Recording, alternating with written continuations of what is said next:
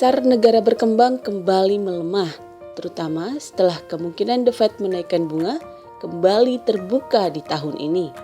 Apa saja yang bisa dilakukan investor? Berikut analisis IHSG dari Fajar R. Hidayat, Presiden Direktur CIMB Principal Asset Management. Kalau kita ngomong IHSG dulu ya, kayaknya kita sudah ngeliat bottom. Yang kemarin IHSG di level 4.000. Ngomong dari bonds juga, kalau kita benchmarknya 10 tahun government bonds, harusnya kita udah pernah ngeliat yield tertinggi di 9,4 pernah. Dan saya cukup yakin kita nggak akan menyentuh itu lagi.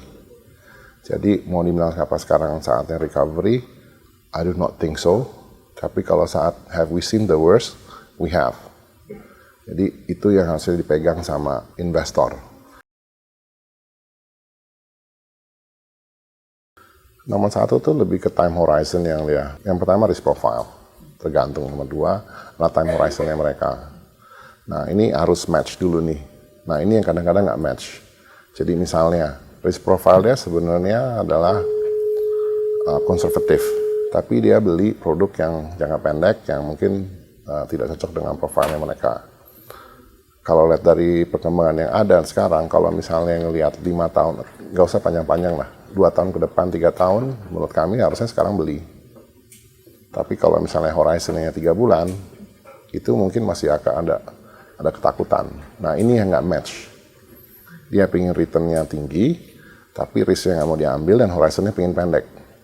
Nah ini yang selalu very classic, mau beli saham langsung, mau beli reksadana, even dia mau beli produk misalnya fixed income pun juga mikirnya seperti itu. Jadi mindsetnya itu nggak match aja.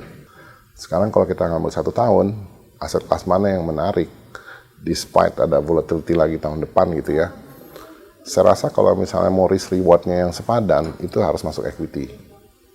Tapi kalau kita risk profile-nya konservatif, within 1 year, a balance fund atau fixed income should be fine. Tapi kalau paling tepat untuk semua nih, untuk pemula atau yang appetite risk-nya ada yang wajar lah, I think they should invest in equity sih, reksadana saham. Tinggal masalah jenisnya apa.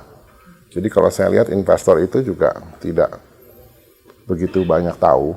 Reksadana saham itu ada jenisnya. Ada yang growth, ada yang value investing, ada yang very aggressive misalnya ya, atau sektoral dan segala macam. Mereka tuh nggak ngeliat itu.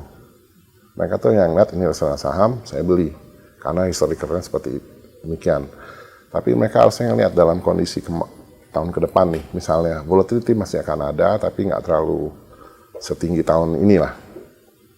Then what they should do is, ya beli fund yang mungkin yang tipenya growth. Yang tracking errornya itu cukup rendah terhadap benchmark.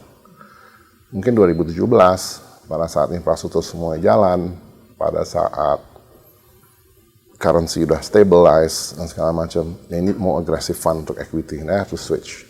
Nah, ini yang kadang-kadang investor tuh nggak tahu.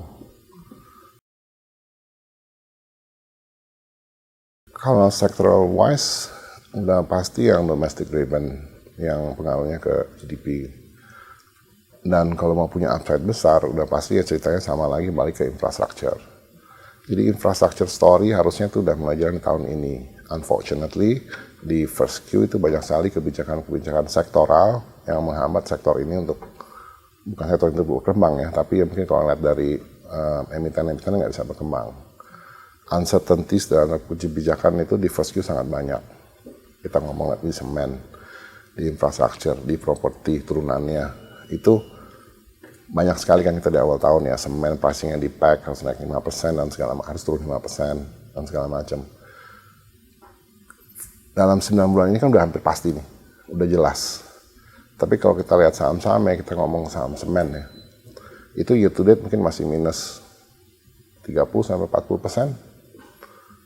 Demand-nya masih besar, prospeknya masih banyak, valuasi relatif murah, hanya sentimennya lagi jelek. Nah, harusnya beli masuk yang seperti itu. Or even banks. Sekarang even banks mungkin threat-nya adalah, mungkin isu yang paling utama adalah loan growth. Susah.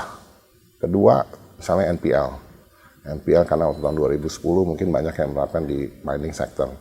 Maka kita lihat beberapa bank tuh banyak yang udah membukukan negatif NPL dan segala macam. Nah ini saya rasa sih sebenarnya tahun ini tuh kayak tahun konsolidasi semua sektor ya.